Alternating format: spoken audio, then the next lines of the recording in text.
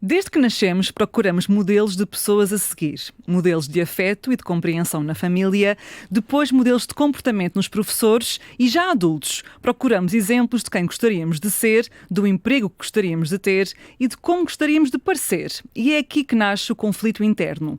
Esses modelos são aspirações felizes ou aspirações irreais? Há quem nunca tenha visto ninguém igual a si, ou pelo peso, pela origem, pela pele ou até pelo cabelo. Há quem procure ver o seu espelho a vida toda e, de vez em quando, a janela abre-se para uma Ana Sofia. Ana Sofia é nome de mudança e é nome de atriz, modelo, apresentadora, estudante, leitora.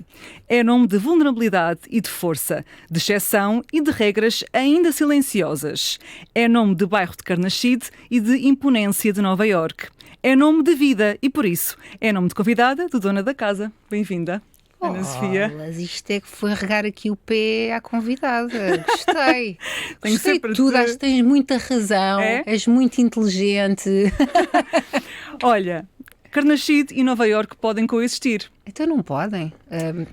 Têm que Têm coexistir que coexistir. cá dentro. Em ti coexistem. Tu fizeste uma campanha para o município de Oeiras que se chama Eu Sou do Bairro. Porque tu, efetivamente, cresceste num bairro. Bairro O que é Doutorela. isto de eu ser do bairro? É o quê? Olha, ser do bairro é ter um sentido de comunidade se calhar um bocadinho acima da média, ter consciência de que não somos nada uns sem os outros. Pode soar um bocadinho clichê, mas eu acho que a vivência que eu tive no bairro me preparou para depois tudo o resto, até para viver em Nova Iorque, ou para passar por Paris, ou para tudo. Foi a minha base, portanto foi a minha preparação. Não quer dizer que uma pessoa que não cresça noutro sítio não tenha a legitimidade de dizer que a sua base também a preparou para a vida. Mas esta eu acho que me preparou de uma forma diferente porque eu venho de um bairro, primeiro também ali em Linda a Velha Carnaxide, que era o Alto dos Barrolhos, que era um bairro de lata, era um bairro de barracas, e depois fomos realojados para Outurela. Sob a presidência do Sr. Isaltino Moraes. E então isso também fez a diferença, porque houve uma altura de separação de muitas famílias e de muitos amigos que nós tínhamos ali no bairro e tivemos que criar também laços novos dentro da nossa comunidade. Eu acho que isso me deu uma preparação para o imprevisto. E essa comunidade é o quê? É entreajuda? É saber os nomes dos vizinhos? É o quê? É tudo isso. É saberes. Agora isto está um bocadinho a cosquice, mas tens que saber a vida dos teus vizinhos, tens que saber quem são os elementos da família. Às vezes andas nas mesmas escolas que os filhos dos teus vizinhos e tens essa sorte de conviver com eles. É essa entreajuda que, se faz falta uma coisa a alguém, se tu tens a mais, podes dar. Mas é esta eu acho que é mais aquela mentalidade de dar e receber.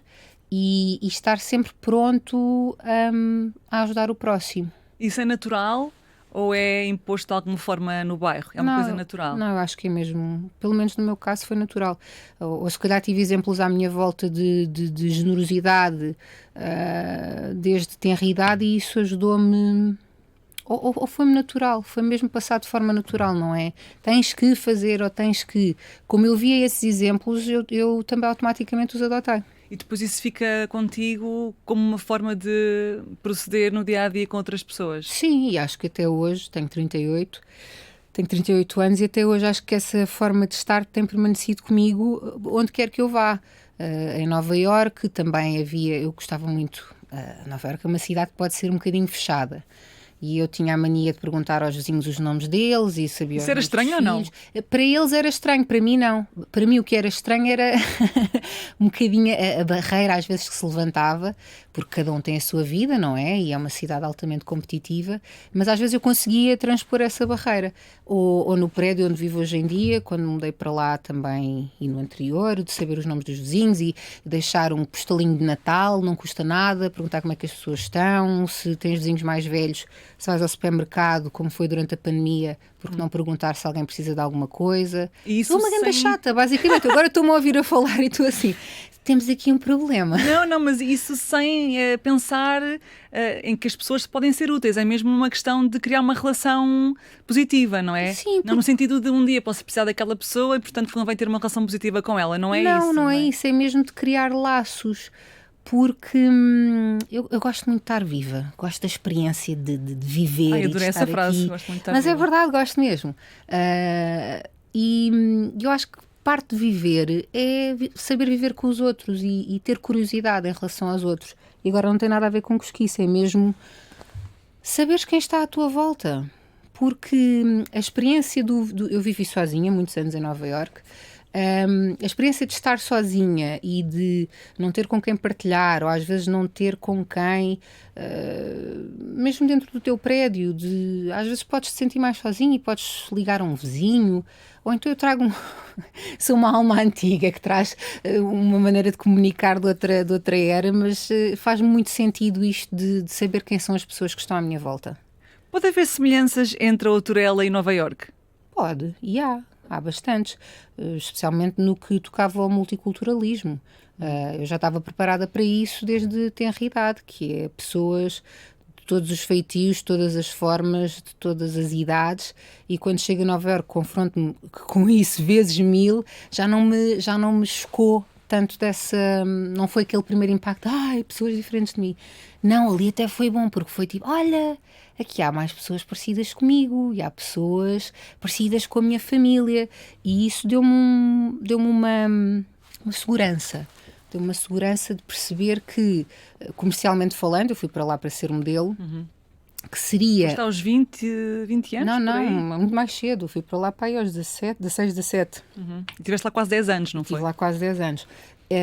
Foi perceber que ali eu poderia ter uma carreira, porque havia pessoas que consumiam, que eram parecidas comigo, portanto, as marcas tinham que me contratar para apelar a essas pessoas.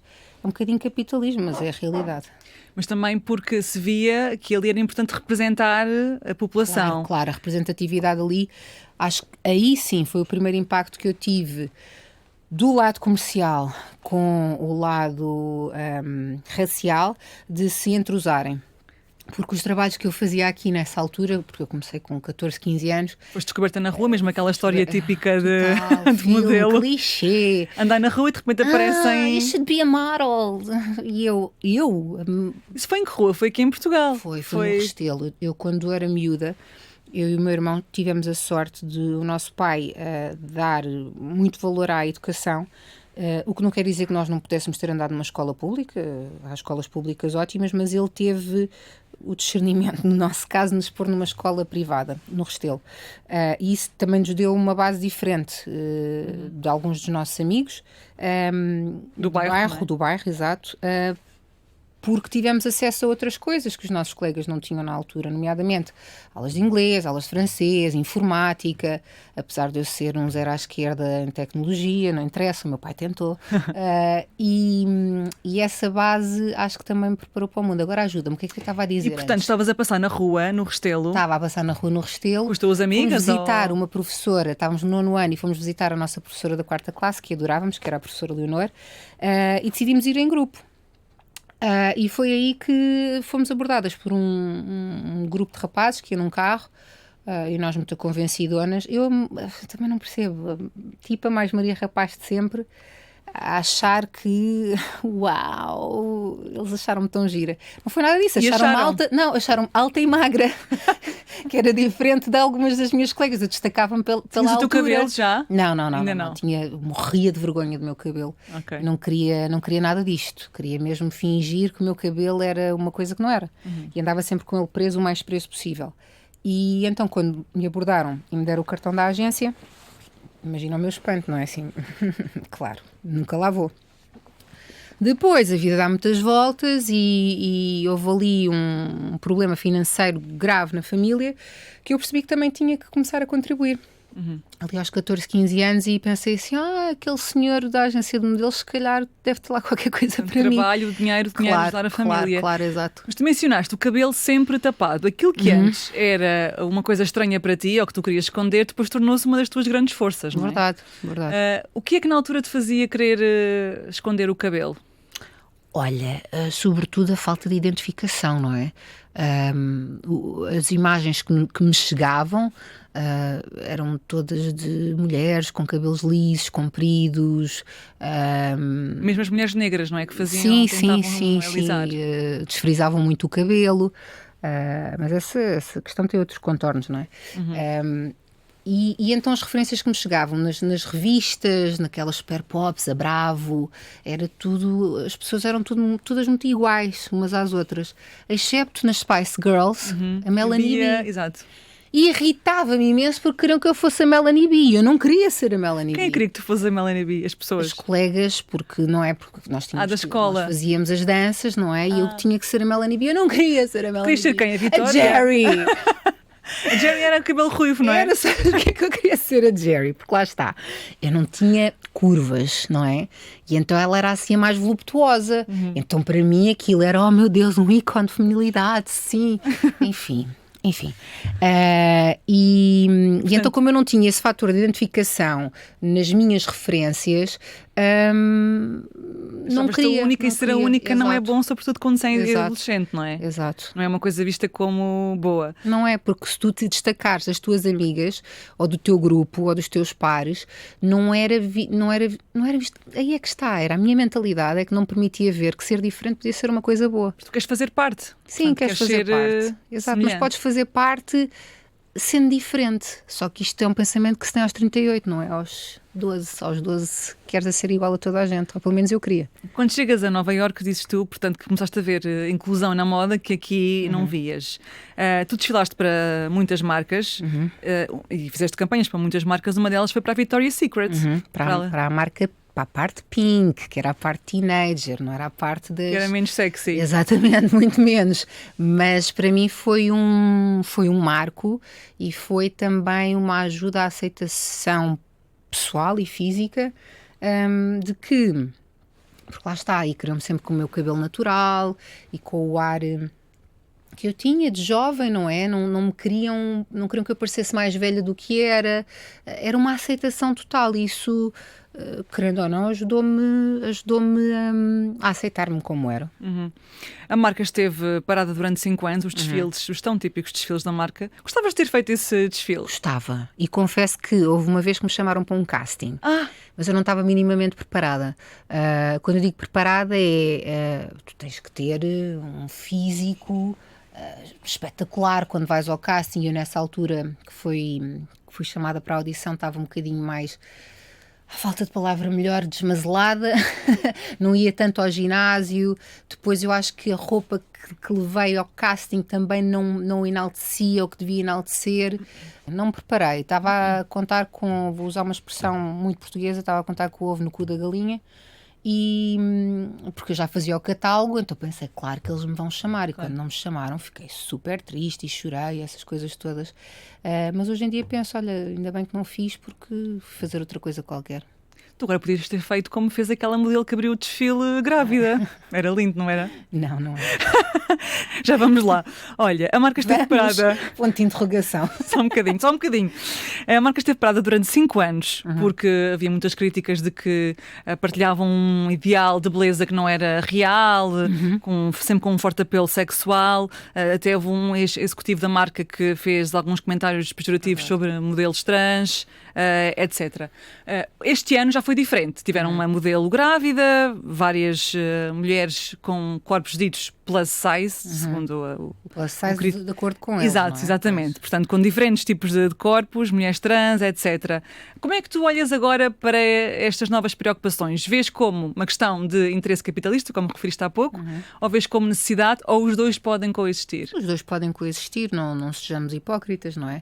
Obviamente que uma marca tem um fito comercial, é o primeiro fito que tem, e depois, obviamente, que pode ir à inclusividade, à representatividade, mas isso também é uma das coisas que eu tenho andado a aprender na faculdade, porque a semana passada, em Cultura Visual, a professora pediu-nos para levarmos exemplos de poder na publicidade.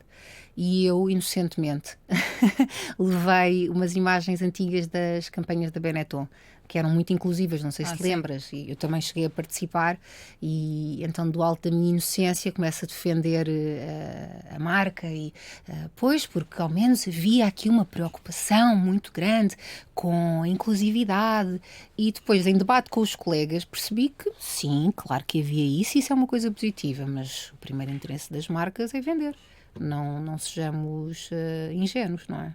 Mas também saber que há outro tipo de consumidores também é algo que as marcas até há pouco tempo não sabiam, não é? Eu acho que elas sabiam, só que agora percebem que esses consumidores também têm dinheiro e que podem comprar. Se calhar parece um bocadinho aqui dura Não, na de todo. minha observação, mas é a realidade. É como a história dos cabelos não lisos, com texturas diferentes. Durante muito tempo, havia nichos, havia sítios da cidade onde tu tinhas que ir, nomeadamente ao Babilónia, na Amadora ou ao Martim Moniz, comprar produtos para o teu cabelo. E agora já começas a ver em alguns supermercados também. Porquê? Porque de repente se percebeu que, tendo em conta as estatísticas na América, as mulheres afro-americanas são as que mais gastam dinheiro no cabelo. E de repente isto torna-se uma tendência global e tu percebes quando chegas ao teu supermercado e vês que há produtos para ti. E hoje em dia, por exemplo... Não estou a criticar, estou só a reparar. Sim, estamos a analisar aquilo que está a acontecer. Tu fizeste a única mulher, que foi em 2015 já. 10 anos, não tinha ideia. Beber um pouquinho. Foi uma novela da TVI que teve, na verdade, várias temporadas. Penso que foi até 2017. 3, para ser mais exata. 3 temporadas, portanto, tu sempre ali a bombar, a trabalhar. Mara. 12 horas por dia, não é? De gravações? Sim, 6 dias por semana. E foi duro. Na altura, portanto, havia um grande boom de pessoas angolanas em Portugal, não é? Com algum volume financeiro, e a novela foi também um sucesso. Mas depois tu referes que houve aqui uma espécie de pausa nessa luta em relação a ter mais diversidade, e que hoje se mantém. Porquê? Porque de facto achas que a consciência já chegou a Portugal ou ainda está só aqui e ali, ainda não é uma constante? Não, ainda não é uma constante e não sei se algum dia será. Eu já tive isso muito como minha batalha, sabes, de temos que mudar mentalidades, e acredito que tenhamos que mudar mentalidades, mas também a perceber o mercado não quer dizer que eu o aceite, mas perceber como havia um boom e havia um grande interesse no mercado angolano, nomeadamente nos bancos. Os angolanos vinham a Portugal e eram tratados como realeza nas lojas, recebidos com champanhe. Era tudo assim. E obviamente que houve uma necessidade de se criar um produto que refletisse essa realidade. Tudo bem. Daí há mais representatividade na televisão. Portanto, para mim, independentemente do motivo, houve um resultado, não é? Durante, acho que mais de 2 anos depois da Única Mulher, tentou manter-se essa perspectiva em algumas telenovelas de elencos muito multirraciais e tudo mais. Só que depois, desapareceu. E quando há esse desaparecimento, eu penso assim, as pessoas, os atores negros não deixaram de existir, os guionistas, todas as pessoas que fazem parte do meio artístico não deixaram de existir. Então porquê é que não se estão a criar condições para nós também? É que é quase criar uma invisibilidade, um apagamento de uma realidade que tu sais à rua e vês, pelo menos nas grandes capitais, como Lisboa, Porto, Algarve. Mas vês com interesse ou vês como pessoas que estão aqui, mas que não queres saber da história delas? Eu tenho interesse em saber das histórias, mas não sei se o público, em geral, tem esse interesse. Porque eu ao mesmo tempo penso assim, se houvesse esse interesse... Mas eu acho que há esse interesse, é um conflito. Também tem que haver conteúdos para provocar o interesse, não é? Tem, só que, e esta pergunta eu acho que deve ser feita aos diretores da RTP, da SIC, da TVI, porque é que essa necessidade, essa lacuna no mercado não está a ser colmatada, quando há tantos atores disponíveis para trabalhar. E se alguém te perguntar assim, mas porquê é que isso é importante? Porque é Ainda há pessoas importante que as perguntam pessoas isso, verem-se, não é? claro, mas é importante as pessoas verem-se refletidas. Temos toda uma nova geração que, eu nem sei se os miúdos ainda veem televisão, se não veem, mas quem diz televisão diz um bocadinho de tudo, diz o streaming, diz Bem, os séries, conteúdos RTP digitais, as Play. séries, tudo. E é importante as pessoas sentirem-se vistas e sentirem-se representadas, tal como foi para mim. Porque isso dá-te um sentimento de pertença, e que a tua história também é importante e que não deve haver um apagamento. Mas eu também acho que aqui em Portugal também estamos muito mal resolvidos com as questões pós-coloniais e é quase como se não quiséssemos falar nelas, porque assim, se não falarmos, não chateia. Não é? Se não falarmos nos assuntos, se não falarmos do racismo, o racismo deixa de existir. É uma idiotice. E o facto de mais atores, guionistas, apresentadores negros não virem, negros ou de outras diversidades, não virem para a frente, também tem a ver com alguma autoestima que foi minada pela discriminação? Pode ser isso, mas também eu acho que houve muita gente, e eu incluo-me nesse rol, que percebe que não somos nós que temos que fazer a diferença. Quem tem que fazer a diferença são as pessoas que se dizem aliadas e que são privilegiadas e que têm esse poder de fazer a diferença nos meios. Não sou eu, nem é, para dar um exemplo, Cláudia Semedo ou Dino de Santiago. Nós podemos tentar, mas nós não temos esse poder. Poder económico até, Poder ou económico, de poder oportunidades. de oportunidades e poder de dar oportunidades. Portanto, essas pessoas é que têm que ser responsabilizadas, porque ok, é uma causa de todos, se nós formos a ver, não é? Não é uma causa só dos negros, é uma causa de todos enquanto sociedade. Também há uma questão com os papéis que são atribuídos a diferentes pessoas, por exemplo, com as narrativas que são contadas, não é? Quando se fala sobre pessoas negras, por exemplo, que é o tópico aqui, há uma espécie de narrativa óbvia ou de papel óbvio para uma pessoa que é negra. Também... Eu acho que isso já foi mais assim. Eu acho que a única mulher, pelo menos, tentou mudar esse estigma de o negro é o trabalhador das obras ou é a senhora das limpezas, ou acho que ali houve uma tentativa de se mudar esse paradigma, mas não foi suficiente, definitivamente. Tem que voltar a haver um movimento desses que seja para ficar, para que efetivamente daqui a uns anos não estejamos a falar sobre isto e que não seja uma questão. Tu recebes mensagens, comentários de pessoas miúdas, sobretudo, ou miúdos, que se metem contigo nesse sentido, de gostarem de te ver, de verem em ti um exemplo? Sim, durante a Única Mulher, que já foi há 10 anos, eu recebia muito isso, muitas mensagens de mães que tinham filhas com um cabelo com uma textura parecida com o meu, e que as miúdas e miúdos começaram a gostar do seu cabelo, começaram a gostar mais da sua imagem, e isso impactou-me, não é? Impactou-me muito emocionalmente, porque acho que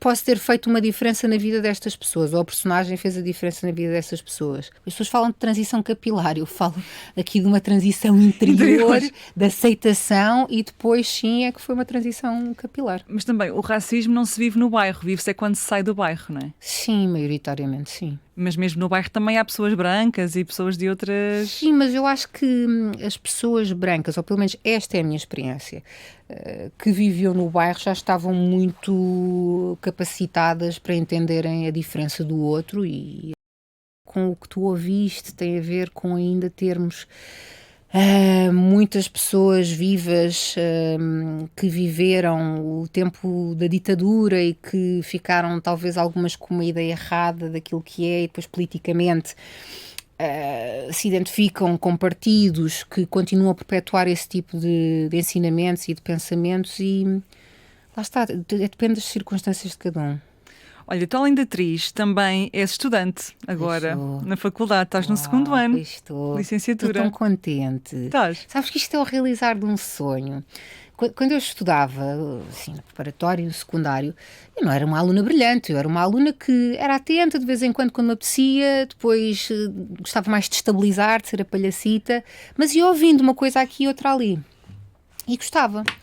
Depois, na idade que as pessoas tomam a decisão, ou faz parte do percurso, não é, académico, de seguirem para a faculdade, eu não podia porque já estava a trabalhar.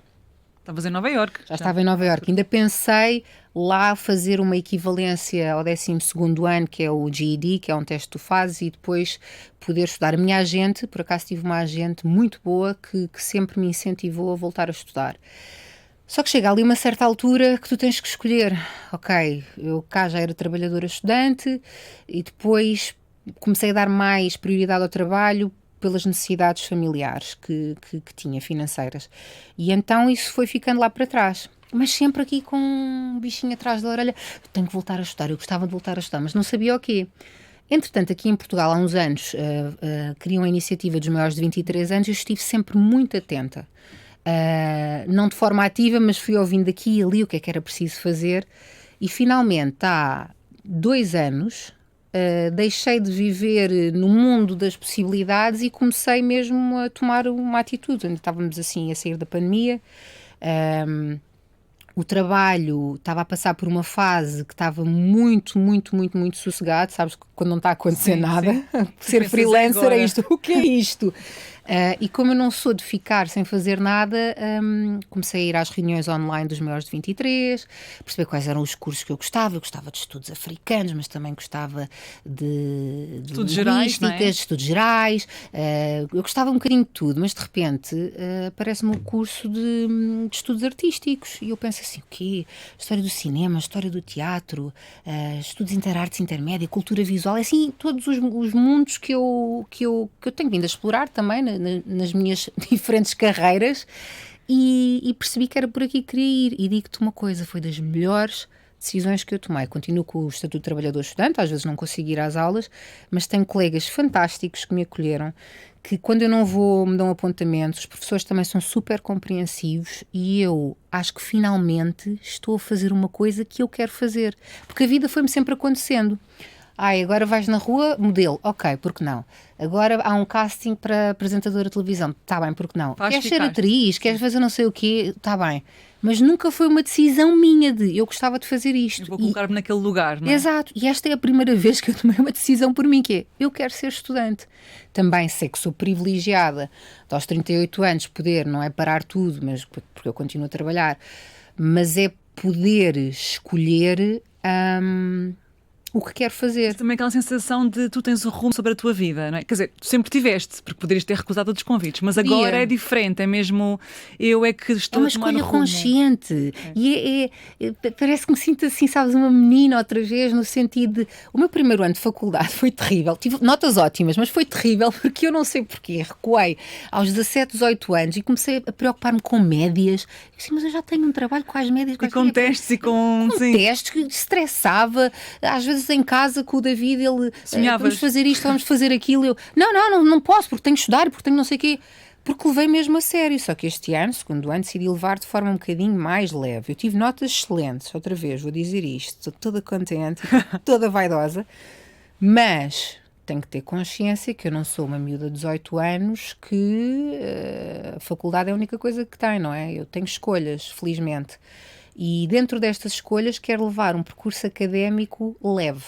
Tu foste às praxes, não? Não, eu não me identifico nada com isso. Pois, assumi que não. Nada contra, quer dizer, se calhar tenho, mas nada a favor também. Mas eu vejo-os lá e tenho imensos colegas de turma que fazem parte e ficam muito lindos com aquelas roupas e pronto, mas não é para mim. E o processo de estudar exige muita organização, não é? Exige, para o resto terrível, da vida. É terrível. É terrível porque eu sou muito exigente comigo. E a semana passada ia ficando maluca porque tinha o Tribeca Film Festival, em que tive que escrever a entrevista ao Elkat Bungé e à realizadora Dee Reese. Depois, ao mesmo tempo, tinha um teste, tinha 2 trabalhos para entregar, foi uma semana de tudo. Trabalhos de grupo e individuais? Eu não gosto de fazer trabalhos de grupo e tenho a sorte de só uma professora é que não aceitou que eu não fizesse trabalhos de grupo, porque os trabalhos de grupo no primeiro semestre do primeiro ano não foram a melhor coisa do mundo para mim, porque eu tenho um método de trabalho diferente, eu já tenho uma certa idade, eu já sei, eu organizo-me, tenho outras exigências e, obviamente, que o miúdo de 17 ou 18 anos está a se borrifar se o trabalho é para entregar daqui a 2 semanas, se calhar... Há muitos que são organizados, mas eu não tive a sorte de ficar nesses grupos. Os meus grupos eram mais o dia antes, à meia-noite. Então, o que é que vamos fazer? Eu, desesperada. No segundo semestre já consegui fazer os trabalhos de grupo sozinha. Este ano, neste primeiro semestre do segundo ano, só tive que fazer um, estou a fazer agora e está a correr bem, porque é com 2 trabalhadores estudantes também. Portanto, eu tenho que perceber Sim, as onde minhas é que podes batalhas, encaixar como para é que eu faço para isto. se compreenderem uns aos outros, não é? Exatamente. E então a organização tem sido assim. Estou E a o tentar o meu curso melhor. é para aprenderes, para te ser útil ou só porque te interessa? É das duas coisas. Eu tem acho que que ser não vai para- ser útil. Eu digo isto em tom de brincadeira quando os meus colegas me começaram a perguntar, colegas de faculdade, o que é que eu estava ali a fazer? Se eu já tinha Uma a carreira? vida feita, como eles dizem, tão queridos. A vida feita. Ninguém tem a vida É feita. só deixar correr, não é? Para na cabeça deles, não é? É só deixar Exato. correr. E eu, em tom de brincadeira, dizia-lhes assim: olha, porque eu agora eu quero ser patroa dos meus outros colegas, dos meus colegas de profissão, porque esta área tem imensas saídas, não é? Dá para dramaturgia, dá para crítica, dá para tanta coisa, e eu vejo-me de futuro a criar. Neste momento, se me perguntares o que é que tu queres fazer com este curso, eu quero criar. O quê? Não sei, não faço a mínima ideia. Já falaste em escrever livros, até, contos. Eu falo em muita coisa, depois procrastino muito. Mas o curso também está então a incentivar a tua criatividade ainda mais. Está, definitivamente, e a dar-me abertura para perceber que nós não temos que ter conclusões sobre nada, porque nós somos ensinados, a nossa maneira académica é aprender e as coisas são estanques, não é? É aquela conclusão. E agora tenho cadeiras que me abrem esse leque, que é, mas porquê é que tem que haver conclusão? Porquê é que uma pergunta não pode levar a outra? Porquê é que o questionamento de uma coisa não pode levar à expansão desse pensamento? E eu acho que era por isso que eu queria estudar, porque queria... Para já, houve uma fase da minha vida que eu me senti muito intelectualmente... senti que não estava no nível que devia estar. Mas porquê? Em comparação Intelectualmente com outros? inferior, sim. Porque havias outras pessoas a falar Houve outras pessoas a falar de outros temas que eu não tinha conhecimento nenhum e achava que tinha que saber. sobre as artes ou sobre outra coisa qualquer? Sobre tudo, sobre o mundo. E eu achava que não tinha essa capacidade porque os meus assuntos, os meus focos eram outros. Mas depois eu também não pensava no outro lado, que era se calhar havia assuntos que eu dominava que essas pessoas não dominavam. Mas lá está, estás a ver, aquela coisa de toda a gente ter que ser igual e ter que... Mas também tens de ter as controle mesmas interno experiências. para perceber se isso é uma vontade tua porque queres melhorar ou porque nunca chega para ti, não é? Boa pergunta, que eu farei quando estiver em psicoterapia outra vez, que é já para o mês que vem, portanto... Mas sim, eu tenho, até na terapia tenho explorado esse lado de porque é que eu me sentia intelectualmente inferior, mas eu agora consigo justificar isso. Eu tive uma profissão muito nova que era ser modelo. Porque é que os modelos estão associados à ideia de burrice? Porque uma carreira na moda começa muito cedo. E há muitos modelos, ou pelo menos havia, que tinham que deixar os estudos muito cedo. O que não quer dizer que fossem burros, ou que não pegassem num livro, ou que não tivessem conversa, não é? Estavam ocupados. Estavam ocupados, tinham outras coisas para fazer, tinham outras prioridades. E então ainda sou do tempo que se dizia que as modelos eram burras. E isso, quando tu Fica. és nova, fica, não é? Mas não somos nada, somos distraídas. Até porque, claro, tu continuas a ser modelo, podes sempre ser modelo, mas... Sim, cada vez menos, mas sim. Mas, sobretudo, és atriz, não é? Portanto, e já há mais de 10 anos. Há 10 anos, precisamente, começou com a 10 única anos. mulher. Já é uma carreira... É uma carreirita. Olha, para sermos felizes é preciso termos uma carreira, estimular-nos a nós próprios, mas também temos alguém ao nosso lado que puxe isso por nós. Claro, claro.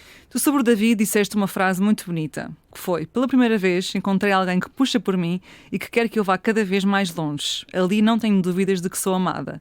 É difícil encontrar alguém que puxe por nós no mundo de hoje. Não é difícil. Eu acho é que temos é que ter a capacidade de ver.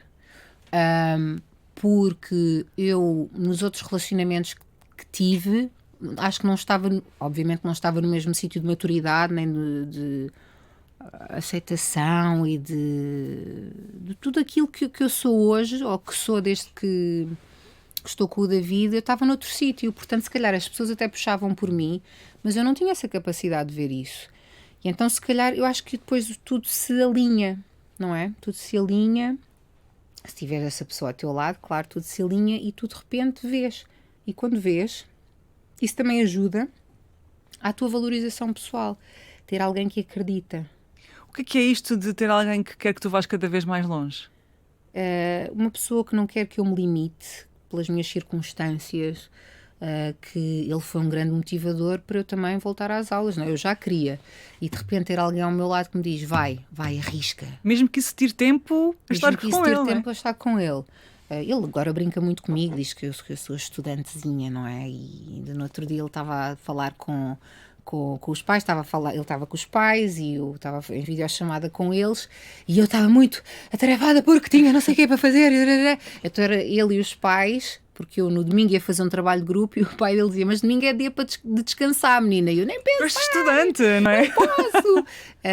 E é bom ver que eles me apoiam nesse sentido. É bom sentir uma rede de segurança à tua volta e de amor. Que eu acho que foi isso que eu aprendi a ver. E o que é que isso faz de ti melhor pessoa e melhor profissional? Teres uma pessoa como ele e como os teus sogros também, mas ele é que mora contigo, não é? Sim. Em que é que isso te faz melhor pessoa e melhor profissional? Sim, é essa a minha pergunta. Não sei se me faz melhor pessoa, melhor profissional, mas acho que sou mais agradável de estar com. E logo aí acho que facilito a vida a muitas pessoas que estão à minha volta. Há uma segurança em mim que se calhar não havia antes e que faz com que eu entre nos sítios. Já não acho que sei tudo, porque não sei, claramente não sei, mas é uma segurança que eu não sei explicar. É porque eu já tive a insegurança, eu já tive do outro lado. Com outros relacionamentos? Não, quando era adolescente, okay. Não me sentir querida e não me sentir que as pessoas se preocupavam comigo, quem estava à minha volta, e isso sentia-me sozinha. Pequenina. Pequenina, ai meu Deus, uma menina indefesa. E isso fazia-me ter uma carapaça para o mundo, uma coisa de sobrevivente, eu sou muito forte, que era mentira, aquilo era tudo uma construção, não é? E agora não há essa construção, é muito mais, por exemplo, eu cheguei aqui, a primeira coisa que eu ia dizer, estou farta de falar de mim própria, mas há esta segurança. Antes começámos a gravar, eu disse, Ana Sofia, quer dizer, vamos agora começar uma entrevista. Boa onda, não é? Tu assim, esta entrevista não vai correr muito bem. Mas pronto, começámos. É uma segurança, eu acho que é uma segurança de... Como é que eu explico isto? É difícil pôr por palavras. Pode ser tu própria. É isso. Sem grandes dramas e sem grandes picos. E é só ser eu. E está tudo bem. E agora vais ter um bebê. Pois vou. Como é que foi quando soubeste que estavas grávida? Foi muito bonito. Foi bom. Estavas acompanhada ou sozinha? Estava acompanhada. Por ele? Sim. Pelo pai da criança? Sim. Foi bonito. Foi assim um momento de emoção. Foi um bocadinho não acreditar, sabe? O quê? Como assim? Mas foi bonito, foi bom. Choraste? Chorei, mas foi de parvoíce, sabes? Foi de Está a acontecer mesmo. Nervos. Isto é real, não é? Sim, oh meu Deus, e agora tudo muda, ok, tudo muda, mas é suposto mudar e tu querias isto. Então foi tudo entrar em fusão dentro de mim, foi 38 anos de ser uma pessoa, não é? E agora dizem que tudo muda. E tens outra pessoa aí dentro. E agora tenho outra pessoa aqui dentro. E estou muito feliz com isso. Estamos a viver o momento com muita tranquilidade. Por isso é que eu também não fiz questão que ninguém soubesse. Ainda não faço, mas agora já se sabe, não é? Algumas pessoas já sabem. Quero estar nesta bolha, não quero grandes opiniões. Também falei com as minhas amigas sobre isso, com a minha irmã, sobretudo que a minha irmã teve um filho há um ano. Pode ser tóxico, não é? Podes ouvir histórias muito boas, mas também histórias muito negativas.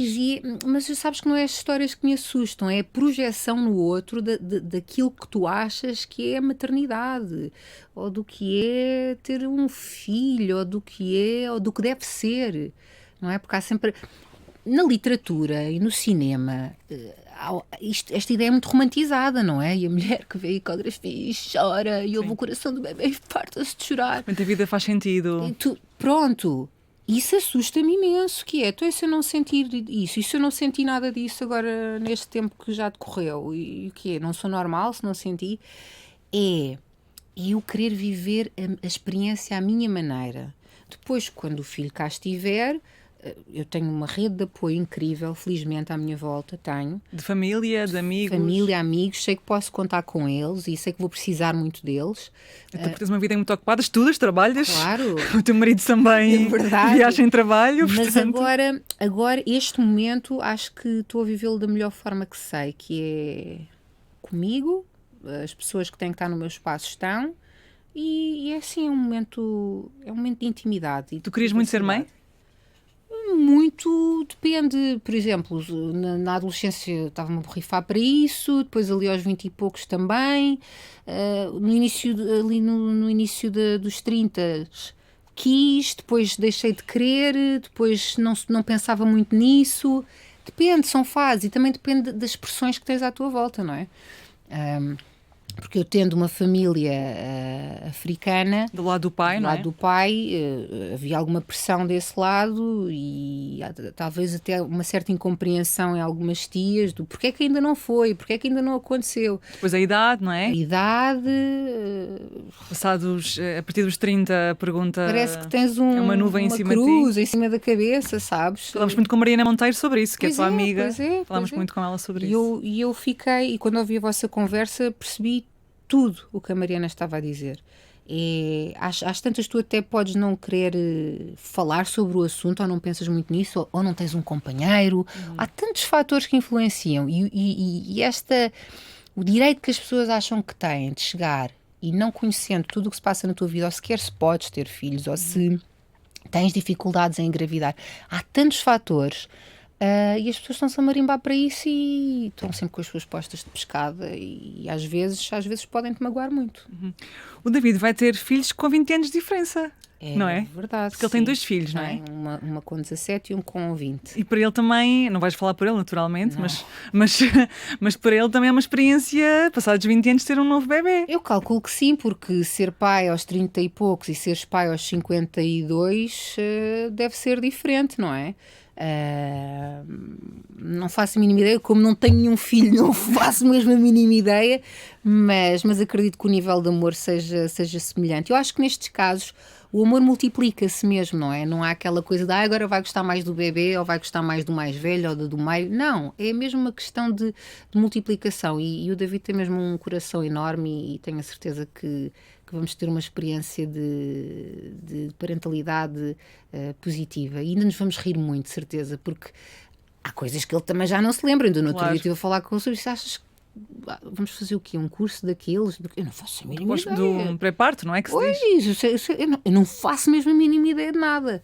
E já nos rimos disso porque já começamos a imaginar as peripécias, mas também faz parte. Não Agora, se calhar, também há tecnologias para fazer coisas que ele antes fazia de forma mais tradicional. Não sei, estou a inventar também. Sabes o que é a parte engraçada? É que eu sempre romantizei, lá está, a ideia das fraldas e do ambiente, e eu dizia sempre, não, quando eu tiver filhos vai ser Tudo eco. fraldas de pano. E agora, Imagina, não, porque depois ele começou-me a descrever o cenário. Eu sou do tempo das fraldas de pano, eu usei fraldas de pano, mas entretanto o mundo já está noutro sítio, não é? Mas não sei, acho que tínhamos que ter outras circunstâncias e viver noutro sítio, talvez, para isso ser uma realidade. qual é que é a tua maior curiosidade em relação à maternidade, em relação a ti, enquanto mãe? Boa pergunta. Acho que várias mulheres falam de que tudo muda, não é? E de que de repente há um ser que é tudo para ti. Eu acho que tenho esse sentimento um bocadinho com o meu irmão, de proteção e de ele é tudo e é espetacular, mas dizem que isso não tem nada a ver, que depois isso é multiplicado Maior do vezes que tu 100, é e- tudo. Eu tenho curiosidade de saber que pessoa é essa, quem sou eu sem ser só eu, quem sou eu sem ser só eu, a minha preocupação ou a minha motivação de fazer as coisas, passar só por mim. Quero perceber quem sou eu para além de mim, porque acho que é isso que as pessoas falam. Se calhar do que eu estou a dizer não faz sentido nenhum. Faz tudo. Não sei. Porque há Vamos tantas ver. questões sobre a maternidade, Pois não é? é. Mas Tantas tenho essa dúvidas. curiosidade. O que é isto? E transformo-me no quê? Como? E isso dura quanto tempo? É para sempre? Uau! Sabes, é assim, essa transformação está-me a deixar curiosa. Boa. Interessante. Tu tens 2 enteados também, não é? Os 2 filhos do David. Nunca ninguém nos ensinou a ser madrastas ou padrastos, não é? Não. É? Vai-se aprendendo, vai-se Sim. fazendo, vai-se errando, de vez em quando acertando. E como é que é essa experiência para ti? De erros e de É boa, vitórias? é boa. Eles também são crescidos já, não é? São, exatamente. Acho que também li muito sobre o assunto e há uma página ótima que eu recomendo a todas as madrastas e padrastos, que é somosmadrastas.pt, que está no Instagram, a página da Inês, que ali eu encontrei uma comunidade que também deixei de me sentir sozinha, porque havia questões que eu Mas lá está, eram inseguranças minhas. E será que vão gostar da comida que eu faço? E será que se eu disser não sei o quê? Então, havia sempre um nervosismo associado à presença deles, não é? Porque eu queria agradar. E a mãe e o pai também não agradam sempre aos filhos, não é? Porque é que eu achava que eu ia chegar e tinha que agradar sempre? E ali no somosmadrastas.pt encontrei uma comunidade de pessoas que tinham as mesmas dúvidas que eu, outras que dúvidas que ainda não tinham chegado, mas depois acabaram por chegar, e que me ajudaram muito a compreender o lugar da madrasta. Até porque há aquela ideia dos filmes da Disney, ainda, hoje em dia já está muito mais desmontada, sim. mas A madrasta é má. a Cinderela tem essa figura, penso que é a Cinderela, já não me sim. recordo. E depois tem que arranjar um nome boadrasta. Eu não acredito em nada dessas coisas. Qual boadrasta qualquer? É uma madrasta, é um nome, é um título. Porque é que devemos estar madrasta? Mas as pessoas, às vezes, juro. Não é de ser má, não é? A figura em si. Não tem nada a ver. É mesmo. Até podes ter um nickname querido, pode ser o quê? Mas és uma madrasta, ponto final. Ou um padrasto. Mas é uma relação de conquista, que é difícil porque... Mas é uma conquista de parte a parte. Mútua. E isso foi o que eu tive dificuldade em entender. Eu achava que só eu é que tinha que os conquistar. Não, eles também têm que me conquistar, assim como fazem com a mãe e com o pai. Mas é um espaço totalmente diferente da mãe e do pai. Eles têm uma mãe e têm um pai. E depois têm a mim como amiga, como, sei lá, como que eles quiserem. Mas como figura que também tem que respeitar, como fazem com o pai e com a mãe. É assim como eu os respeito a eles. Tem que haver esse entendimento. E também há muita conversa com o David sobre isso, não é? De constante... Sim, só para estarmos alinhados, não é? Não é eu a dizer o que é que ele tem que fazer, nem ele a dizer-me o que é que eu tenho que fazer. Nós somos livres. Só que é um entendimento de estar na mesma página e perceber que há coisas que eles me vão contar a mim que não, se calhar não contam aos pais. Mas é mais uma questão que não é muito falada na nossa sociedade e que faz parte da nossa sociedade, não é? Portanto, se calhar tu não tens muitas amigas tuas, agora se calhar mas eu sempre tive mais... madrastas, eu sempre tive. Portanto, se calhar por isso é que eu também tinha muito esta coisa de achar que eu é que tinha que os conquistar, porque como filha, se calhar coloquei-me num papel de esta pessoa é que tem que me conquistar, então agora está com o meu pai, tem que... Não é nada disso. É termos a consciência e a maturidade de percebermos o nosso lugar. E isso às vezes não é fácil. Tem que estar bem delineado. Que é um erro que tu possas contar, uma situação ou uma abordagem que tu achas que não funcionou para quem nos está a ouvir e que também está nessa situação? Passa por tanta coisa, ou de não concordares com uma decisão que o pai possa ter tomado e verbalizares no momento. Não pode ser assim, por isso é que eu estou a dizer que tem que haver este entendimento, que tem que ser uma coisa que tem que ser falada entre o casal, que é para depois, quando os miúdos estão presentes, isso já ser natural. Uhum. Olha, Ana Sofia, atriz, com vários papéis muito diferentes, um dos mais recentes na série da RTP, Casa Abrigo. Casa Abrigo. Tu fazes de Joana, que é uma psicóloga. Sim. Que acompanha vítimas de violência doméstica, mulheres, que aliás é a maioria das vítimas de violência doméstica. Eu trago números no bolso, depois se me deixares. Posso? Partilhar. Sim, claro.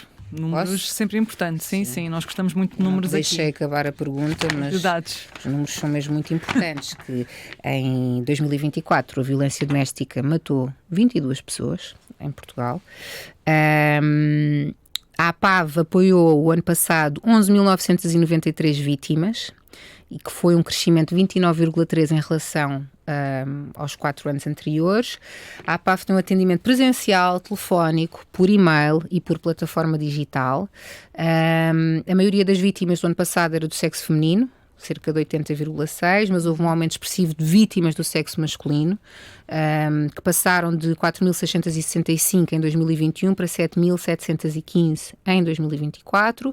75,9% das vítimas eram portuguesas, 15,2% estrangeiras, e como não quero estar a amassar as pessoas, quero só dizer que, quanto aos agressores, 70,5% são do sexo masculino.